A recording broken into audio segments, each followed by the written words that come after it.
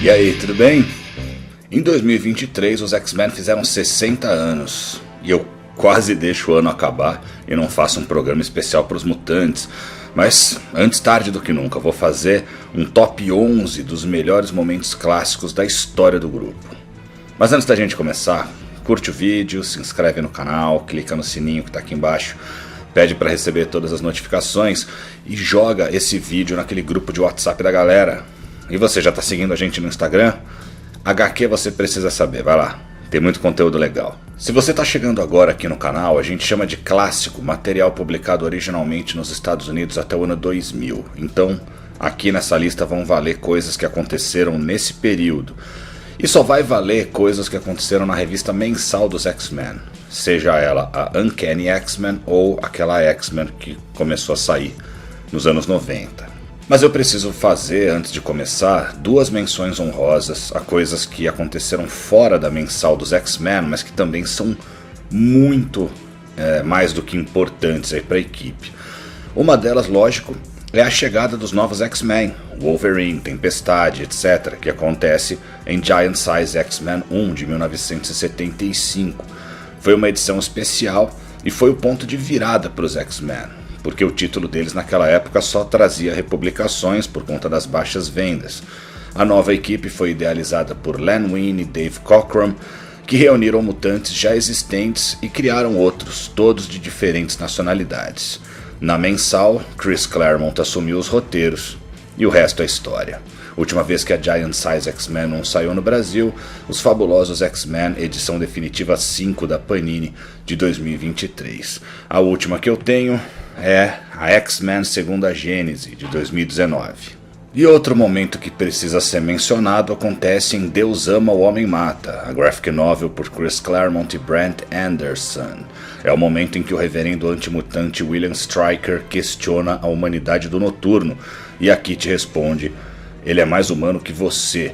Também não saiu na mensal, mas tem que ser citado aqui. A última vez que God Loves Man Kills saiu no Brasil foi em X-Men Deus Ama, o Homem Mata de 2023. A última que eu tenho é X-Men Deus Ama, o Homem Mata de 2014. Mas vamos lá, vamos para nossa lista. Os 11 momentos mais antológicos dos X-Men. Tá em ordem de importância sim, tá? E claro, é a minha lista, né? Põe a sua aqui nos comentários. E não são as 11 melhores histórias, são os 11 melhores momentos. Vamos lá, 11º melhor momento dos X-Men pra mim é Wolverine contra Samurai de Prata, que saiu em Uncanny X-Men 173 de 1983. Na verdade, é uma homenagem à minissérie do Wolverine por Chris Claremont e Frank Miller. São páginas sequenciais de combate entre o Logan e Kenichiro Harada, assim como as que o Miller fez do Wolverine contra o Lord Shingen na minissérie. Mas o traço elegante do Paul Smith dá um charme especial aí no confronto. Os X-Men estavam no Japão para o casamento do Logan, mas o Samurai e a Víbora tentam matar os X-Men e a Mariko Yashida, a noiva dele, né? E que também era herdeira de Shingen. Wolverine e Samurai de Prata se enfrentam em quase 4 páginas sem texto. Logan leva a melhor, mas Mariko impede de matar Harada. A última vez que essa história saiu no Brasil, a saga dos X-Men 1 de 2022. 10º momento mais marcante da trajetória dos X-Men. Os Morlocks são massacrados nos subterrâneos de Nova York pelos Carrascos. O massacre tem início na Uncanny X-Men 210 de 1986. Esse evento é importante por alguns motivos. Foi a primeira saga dos X-Men pensada como um evento fechado, um arco de histórias que os leitores sabiam antecipadamente em quais revistas e números aconteceria. Também é importante porque a morte dos Morlocks desencadeou muita coisa que veio depois. Os planos do Senhor Sinistro, que se desdobraram até a saga Inferno, e além disso, ali também foi feito o retcon de que o Wolverine e o Dentes de Sabre se conheciam e se odiavam. A equipe foi reestruturada radicalmente para que o Claremont pudesse lançar seu novo grupo, o Excalibur. O Anjo foi ferido mortalmente e depois ressurgiria como Arcanjo. É muita coisa que vem daí. A última vez que a X-Men 210 saiu no Brasil foi a saga dos X-Men 16 de 2023. A última que eu tenho são os maiores clássicos dos X-Men 3 de 2005. Nono melhor momento dos X-Men: Wolverine é crucificado. Isso aconteceu em Uncanny X-Men 251 de 1989. A capa do Mark Silvestre já era bastante impressionante e esse momento marcou a dissolução dos X-Men como a gente conhecia até aquele momento, além de ser importante por outros motivos. Wolverine estava fora da equipe, vivendo aventuras em Madripoor, mas quando ele retorna, ele encontra o esconderijo dos X-Men na Austrália abandonado e é atacado pelos Carniceiros, a equipe de vilões cibernéticos de Donald Pierce. Logan é surrado e crucificado em um X de madeira gigante. Ali, ele descobre que alguns X-Men haviam aparentemente morrido e o resto da equipe tinha resolvido reiniciar suas vidas no Portal do Destino. Esse momento também é importante porque a gente ficaria um bom tempo sem ter uma equipe oficial de X-Men, só alguns mutantes dispersos pelo mundo, até se reunirem mais pra frente, na fase do Jim Lee. E também é importante porque é onde a Jubileu e o Logan se encontram pela primeira vez. É ela que ajuda o Wolverine a escapar. Essa história só saiu até hoje aqui, na X-Men 53 de abril de 1993.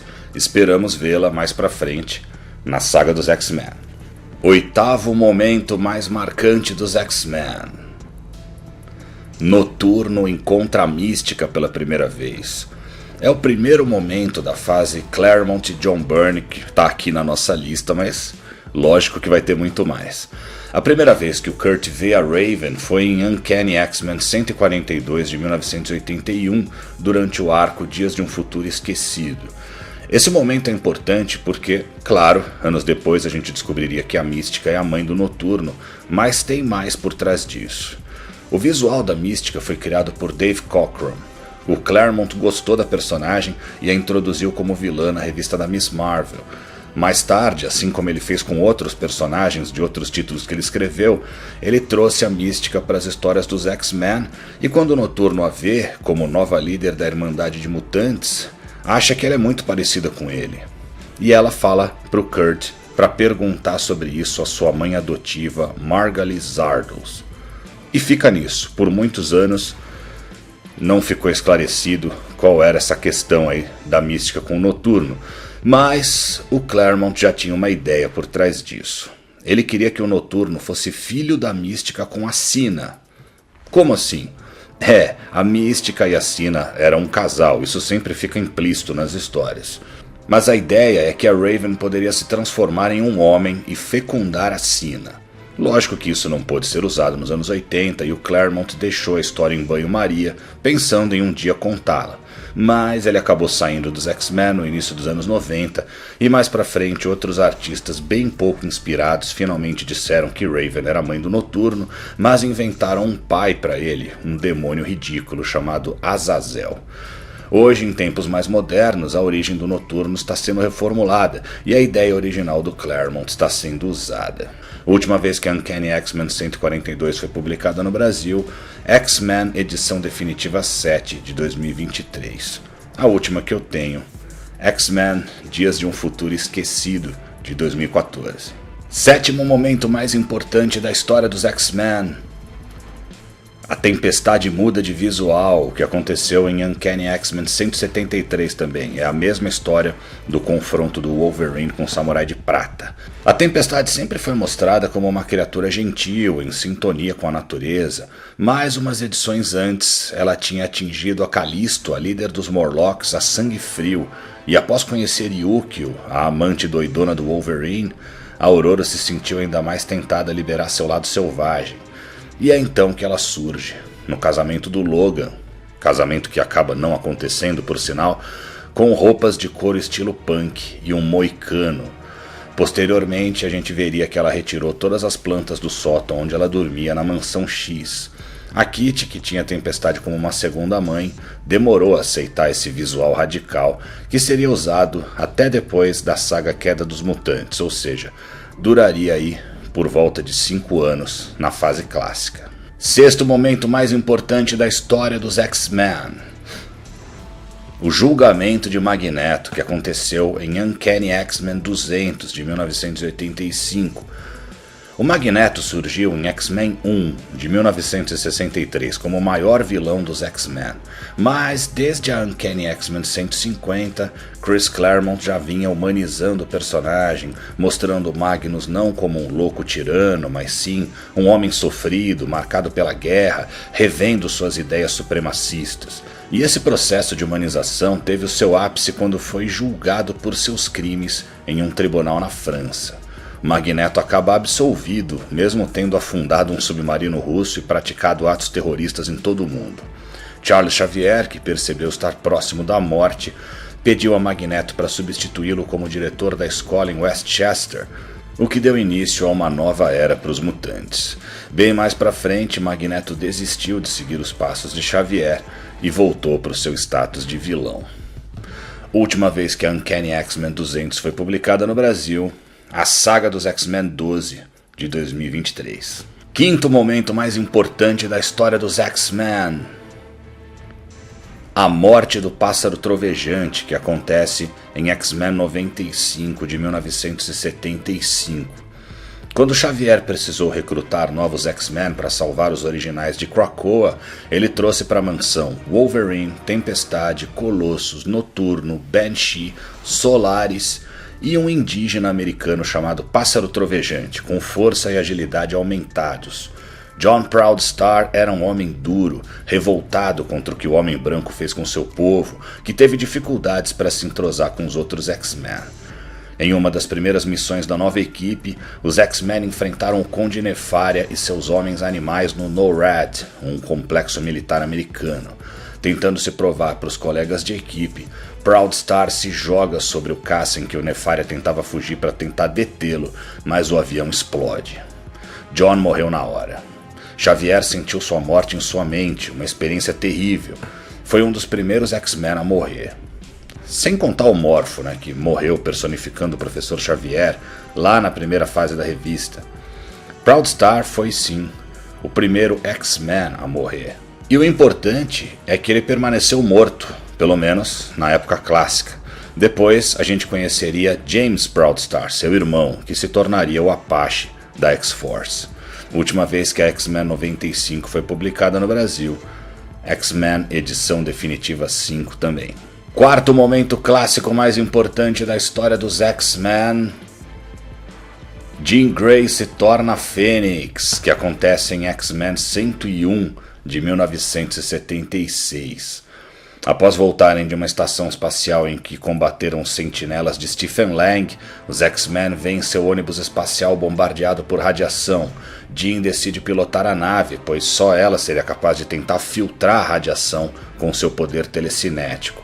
Ela consegue mergulhar o ônibus espacial na Baía Jamaica, em Nova York, mas é possuída por um poder quase sem limites e se autodenomina Fênix. Jean se torna, disparado, a X-Men mais poderosa, mas com o tempo esse poder vai corrompendo a moça. A última vez que a X-Men 101 foi publicada no Brasil, X-Men edição definitiva 5 também. Chegamos ao pódio, os 3 maiores momentos dos X-Men, na minha humilde opinião.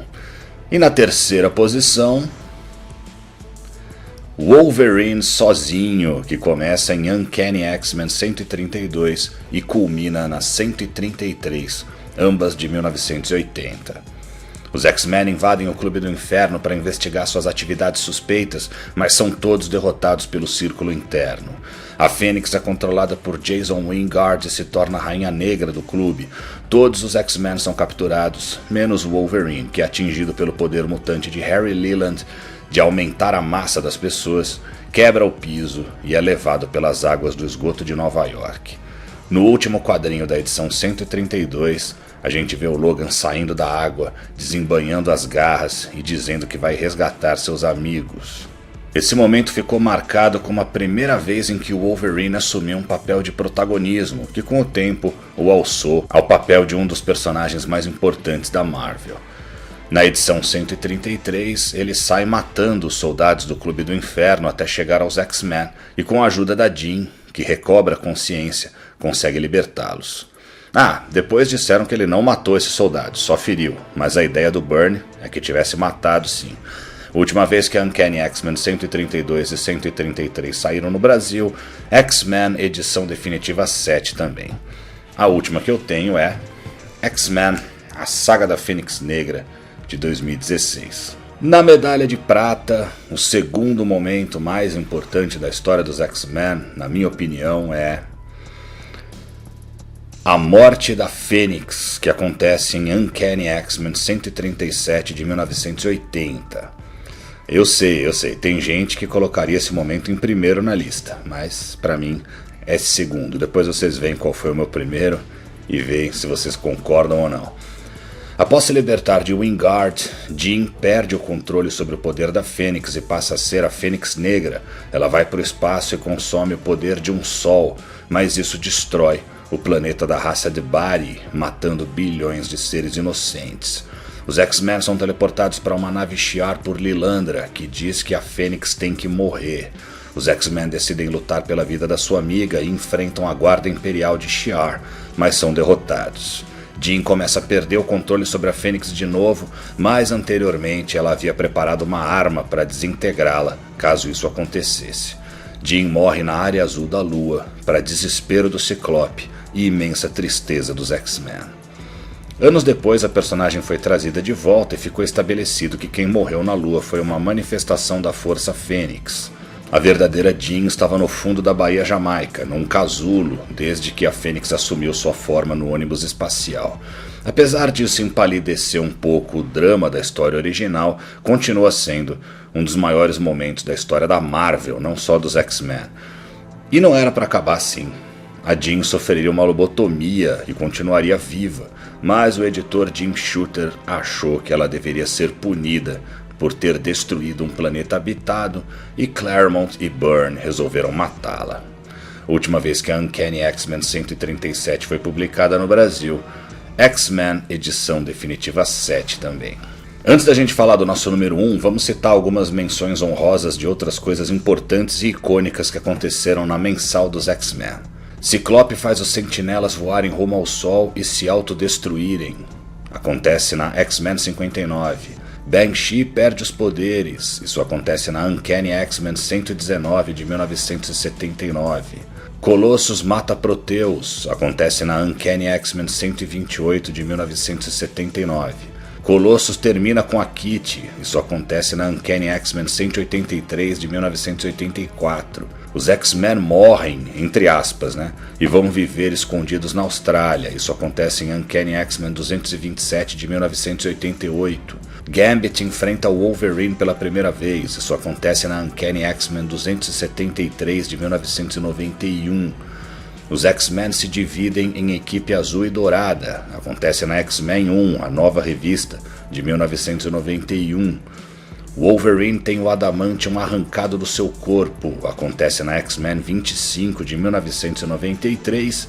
E o casamento de Ciclope e Jean Grey, que acontece na X-Men 30 de 1994. Mas vamos para o nosso número 1. O momento mais icônico dos X-Men, na minha opinião, é... Os X-Men morrem no futuro de Dias de um Futuro Esquecido, que acontece em Uncanny X-Men 142 de 1981. Nesse futuro pós-apocalíptico, Logan, Ororo e Peter invadem a base dos Sentinelas no edifício Baxter para tentar desativá-los, mas são surpreendidos e mortos de um jeito tão rápido e inesperado que deixou os fãs perplexos. A cena mais antológica é a do Wolverine sendo desintegrado pelo Sentinela. Só sobra o esqueleto de Adamantium dele fumegante no chão. Em seguida, Ororo é empalada por uma lança disparada por outro robô. A gente não vê como Colossus morre, mas Rachel, a filha de Scott e Jean desse futuro, sente sua morte em sua mente.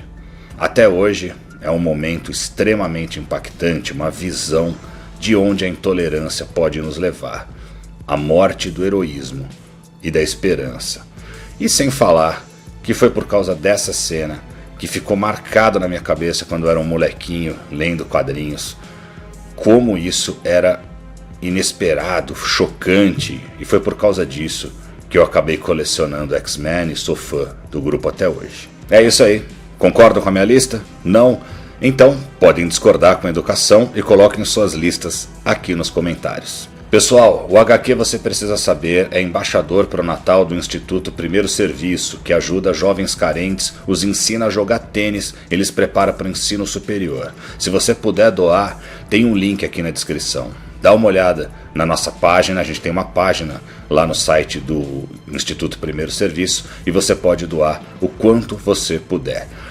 Vamos proporcionar um Natal mais feliz para esses jovens? O Primeiro Serviço é muito conhecido, é uma ONG idônea que faz um trabalho muito bonito. Acesse aqui e faça a sua doação.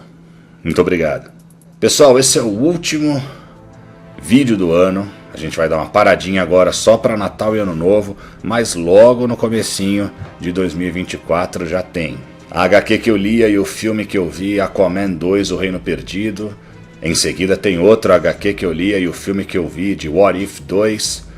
Depois tem os melhores e piores de 2023, aquele nosso evento anual, né? Que vai acontecer sim, só foi transferido para o começo do ano porque o Aquaman 2 e o What If 2 estrearam no finzinho de 2023 e eles têm, ou não, né? Vamos ter que assistir primeiro, mas provavelmente eles devem entrar na votação. E depois a Saga dos Vingadores, vamos fazer o review da edição 3, que já saiu, e o preview da 4. Bom fim de ano, pessoal, a gente se vê em 2024, que tá logo ali. Até lá!